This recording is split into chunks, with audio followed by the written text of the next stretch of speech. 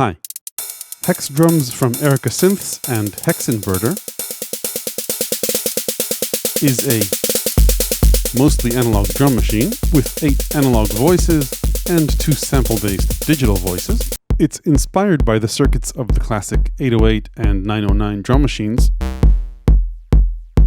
but it's not a clone.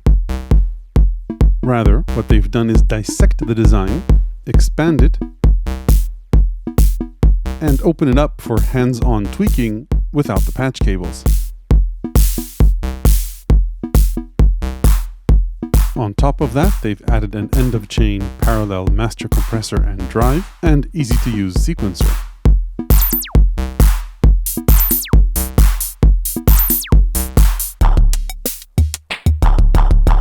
In this video, we'll take a listen to its sounds and look at pros and cons compared to the competition. I'll also add a few more jams at the end of this video, and you'll find a sample pack of it on my Patreon.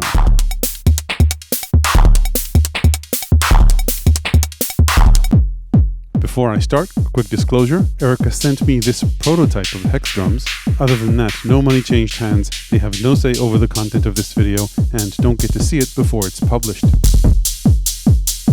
Okay, let's start with an overview. HEXDRUMS is a mostly analog percussion synth. It's got 8 analog voices and 2 digital sample-based voices. Broadly speaking, you've got 2 bass drum or kick synths. Then there's this dual oscillator and downsampled noise machine, a snare drum, clap, rimshot, though calling what this can do a rimshot is quite an understatement, hats, open and closed, and then 2 digital sample-based voices. These are preloaded with 10 sample pairs. And you can also load up 10 pairs of user samples. These can be anything from a sorely missed cowbell to any other short sample you want. Hi. Each voice has its own mono output, and they're of course also mixed internally, with the last 4 tracks slightly panned left and right, and then all the tracks are summed into an analog compressor and analog drive circuit. Both of these have a blend knob, so you can run them in parallel. And you will hear the noise floor when you crank this up. All the controls and switches for the voices are knob and switch per function, so as far as the top 2/3 are concerned, there's no shift functionality. Most of these are hardwired to analog circuits, and you can't save sound presets. Then on the bottom third, we've got a built-in sequencer with swing, rolls, accents, ratchets, probabilities, microtiming. HEXDRUMS can store 256 patterns on board in 16 banks of 16 patterns. Each track in each pattern can be up to 64 steps, and can run at its own time division and direction relative to the other tracks. And while it does have these per step capabilities, just like you can't save presets, you can't automate any of the synth parameters. Then HEXDRUMS also has a song mode where you can chain patterns and have them repeat in the chain. The build is typical Erica. It's light but solid with wood sides and a metal enclosure. The knobs and switches all seem solid. The keys are mechanical and clicky and not velocity sensitive. The display only has 3 characters, but at least the letters have more than 7 segments, so you don't need to understand alien code to read it. It's mostly used for parameter values, so 3 characters are enough. The only time when more are relevant is when you go and edit to the settings, in which case you'll see a 3-character shortcut and then the full name will scroll by. The contrast on the screen is good, by the way, and it's very legible. I know it might not seem that way on camera. In terms of I/O, like I mentioned, you've got plenty of it. There's analog clock in and out and a reset input. Then each channel gets a dedicated mono output. USB is for MIDI, firmware updates, and transferring samples back and forth in USB drive mode, but not multitrack audio. Then there's MIDI in and out, and the out can be configured as a through in the settings. Finally, we've got balanced 1/4-inch stereo outputs and a headphone output. Okay, so that's the overview. Let's dive in and listen to the actual sounds and start with bass drum 1. This is a TR-909 inspired drum module with a core shape that can be either a shaped sine or a square. It's got decay control and a sub-oscillator.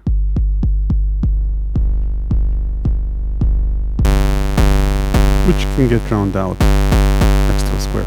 And then pitch control for the sub as well, of course.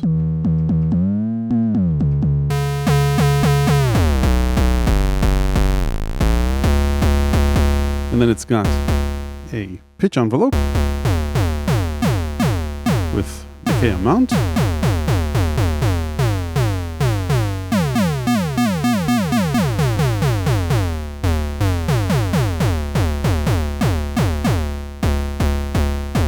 And a click level, which is easier to hear if I move to a sine wave. So that's bass drum 1. Let's move on to the 808 inspired bass drum 2.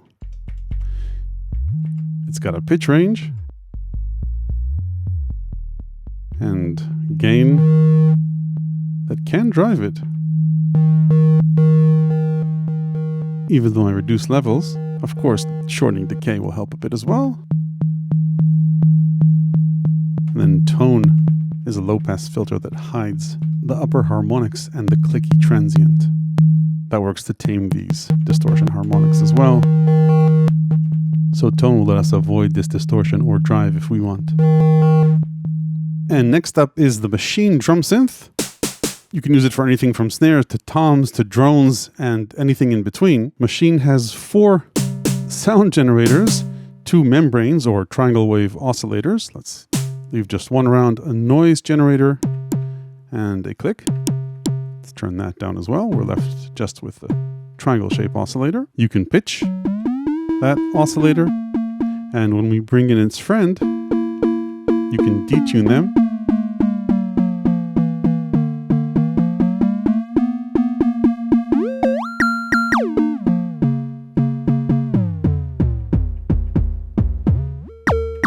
As you may have heard, there's a pitch envelope with its own decay time. And you've got decay controls for the membranes.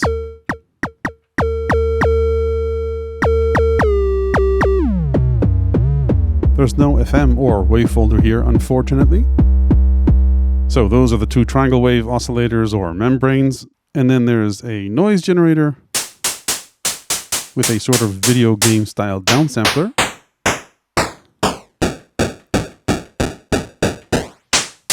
Noise gets its own decay envelope.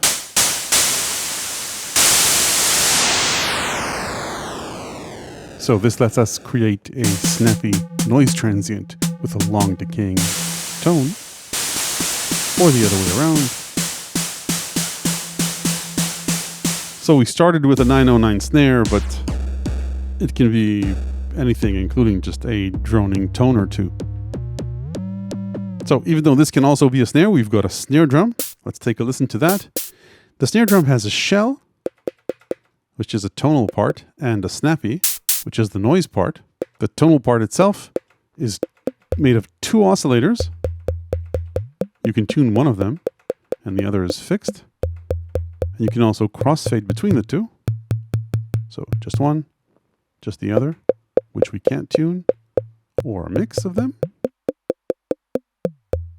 Then the snappy or noise part of the signal gets a lot of sound design love. It's got a resonant either bandpass or high pass filter with 3 degrees of resonance.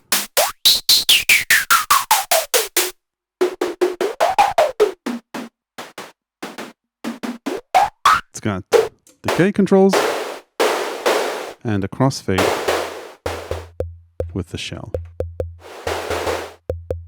Okay, let's move on to the clap synth. It's based on a noise oscillator where pitch also downgrades it to chiptune. And the sustain noise can keep it ringing out indefinitely. So if you hear a noise in the background, this might be it. Cutoff filters the noise with a resonant bandpass filter if you turn the filter on. And then reverb is a simulated underlying decaying effect, which can be either off or taken from the audio before the filter, which results in a noisier reverb tail, or post-filter, which is more subdued.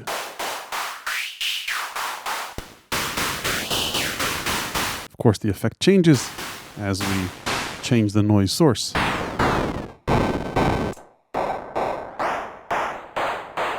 All right, let's move on to the Rimshot. It's got 3 modes: clave, high, or low. And then it's got a multi-mode filter. So low pass, band pass, and high pass with resonance. And there's a filter envelope which will sweep, if resonance is on, either down or up. So we started with a Rimshot and ended up with this. And again, everything in between. Let's move on to the 808 inspired hi-hats. These are relatively simple. You've got decay control for the open hat. There's a filter if you want it for both, but you can turn off. And then you've got a few choke modes in independent. They'll play independently of each other. Exclusive is an immediate choke. And fade is a more natural transition. Okay, so that's it for our pure analog circuits. Then we've got 2 digital sample players fed into an analog VCA. Like I mentioned, you can choose between 10 factory pairs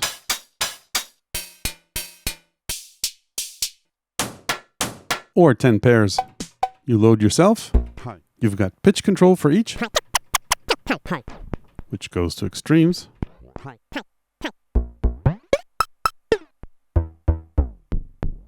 Where's my cowbell?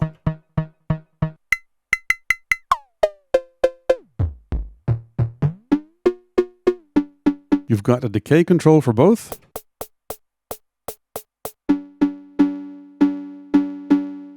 And you can set the ride sample to loop using the switch, where it will loop the sample for as long as the decay goes on. It sounds kind of like a delay.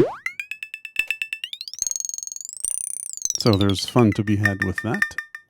You drag and drop samples over here in USB drive mode. Samples need to be 48 kilohertz 16-bit mono files. And total memory available, I'm told, is 3.8 megabytes for all 20 samples. So it works well for short percussive sounds, obviously not for backing tracks. Okay, let's talk about our master compressor and master drive. First, even if these are all the way down, you need to watch your levels going into the mix. So for example here, you can clearly hear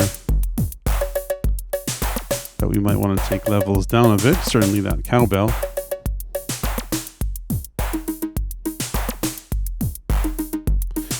Anyway, let's say that this is our mix. Let's start with a stereo compressor, and a caveat here, this is a prototype. The response switch isn't working, it doesn't do anything. Erica told me they're going to fine-tune this, so for better or worse, don't assume this is the final sound of the compressor. So let's explore this compressor. I'll blend it in. Gradually reduce the threshold, increase the compression ratio, and add makeup gain to compensate for that.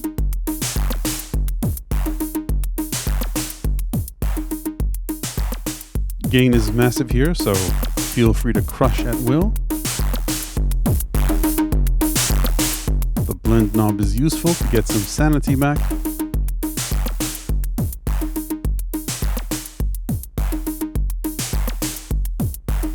Let's listen to the before and after. Not quite gain matched, but you get the idea. And of course, if there's nothing going on and gain is up all the way, you'll definitely hear the noise floor. So that's the compressor. Let's take a listen to the drive. So we can blend it in.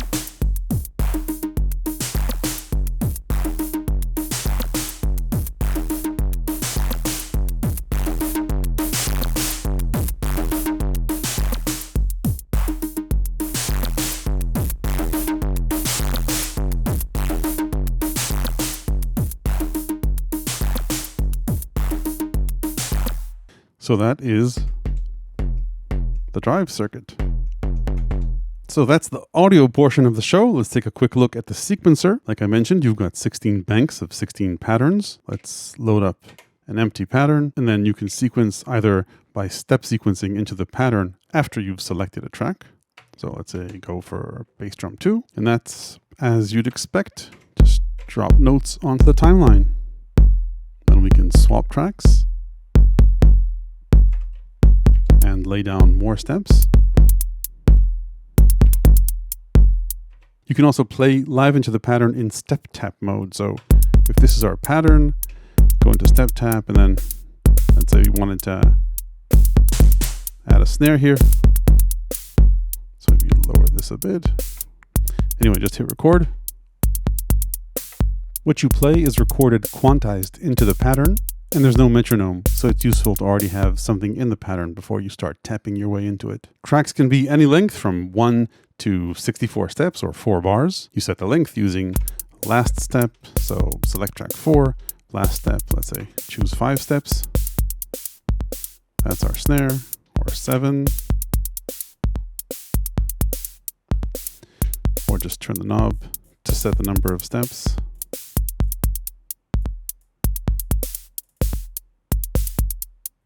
You can set a master pattern length, by the way, to whatever you want so that it resets after a certain number of steps. You do that with shift and last. Then each track can run at different time divisions or scales. So let's say go to our closed hats and then edit scale or time division, and we can change the speed of our hats in terms of time division intervals. Tracks can also go in various directions. So if we go to our kick track, you can see it's moving forward now, but with shift and direction, we can have it move backwards. Or ping pong, back and forth with or without repeats. Or just hop around randomly. Let's turn this back to normal. If you want to save a pattern, just hit pattern select and record, it'll save it. Then we've got 4 per step variables. So for example, let's go back into our snare. Usually we'll just add steps into the pattern, but if I hit accent, I could toggle between adding regular level notes, ghost notes, and deleting the note. Hopefully this shows up on camera, but the ghost notes or non-accented notes are a bit dimmer.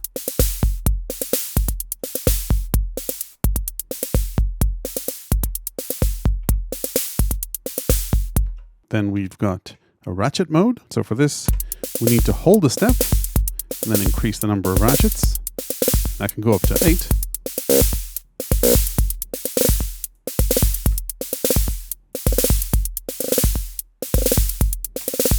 And then there's odds and probabilities. I simplified things a bit. So this is our snare. We could have it trigger 100% of the time, or less, say only 50% of the time. And this is random, so it may or may not trigger. Or we can go for odds, which is once every certain number of loops. So 1 out of 2 is exactly on or off 1 every 2 loops, 2 out of 3. So it's not really odds, but rather a trigger once every certain number of loops. And odds can also be inverted in the settings, more on that later. Then finally, there's micro time mode, which will shift the step in time, either have it trigger before, when the odds are in our favor, or later.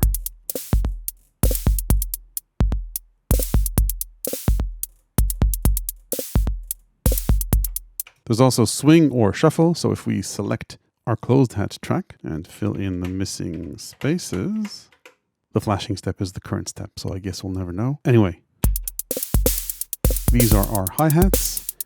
Shuffle, and you can hear the hat swing. Swing is per track, by the way. Then we've got a few performance controls. For example, roll, as you'd expect. Let's get our snare back. We'll roll at the rate that we determine here. Then there's reload, so you can save a pattern, save a state, then go ahead and mess with it. Hit reload, and it's back to its saved status. A few more performance functions. Stop will reset the playhead. Start will start it, and then reset. We'll reset it in time. Mute will mute tracks.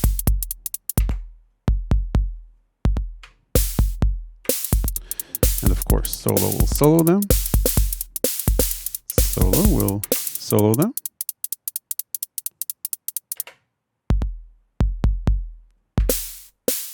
And you can solo multiple tracks.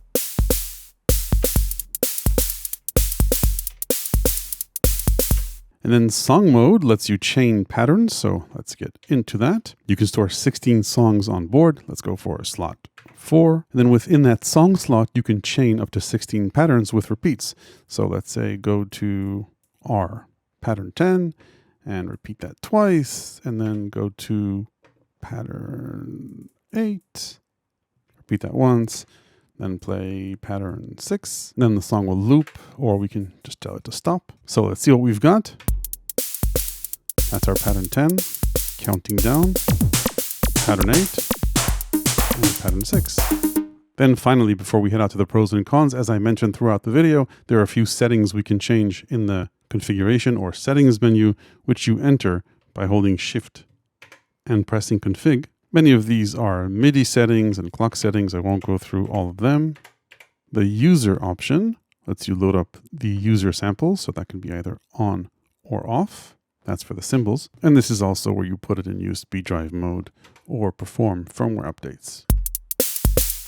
Okay, let's talk about some pros and cons. I'll start with the pros. Erica Synths and Hex Inverter have taken circuits inspired by the classic TR-808 and 909s and added plenty of interesting modifications, circuit bends, and expansions that leave a lot of room for exploration. They packaged it along with an easy-to-use knob per function interface and intuitive sequencer, along with very enjoyable end-of-chain gain, compression, and drive. There are very few, if any, hidden shortcuts, which makes HEXDRUMS simple to come back to and use, both on the drum and on the sequencing side. This is for people who don't want to deal with menus and remembering shortcuts and just want a drum machine they can approach and play with zero setup or headaches. Then on the cons side, beside lack of analog cowbell, the biggest inconvenience in my opinion is the lack of ability to store sound presets. This is no 80s TR-909 where all you had to go with, say for the Rimshot, was a level control. Just this alone is a little Eurorack module in a case with zaps, sweeps, and a few other things. Same applies to the clap, to the snare drum, not to mention the machine, with its dual oscillators and downsampled noise. Some of these modules on their own have such a large range, it can be time-consuming to go back to a sound you liked. Not to mention that you can't save kits. To overcome this, I'd recommend you have a phone ready and opening a little HEXDRUMS preset folder, and then record videos with knob positions and the accompanying sounds if you want to recall something you particularly like. Besides lack of the ability to save presets, you also don't get all the other goodies that digitally controlled analog drums or just plain digital drums have, like automation of parameters into the sequence or chromatic tuning. There's also no USB audio, so if you want to process or record all the tracks live independently, you'll need an interface with a lot of inputs. Also, while there's no shortage of analog oscillators and filters here, there's no FM or wave folding, which could have expanded the palette even further. It would also have been nice to have an external input so you could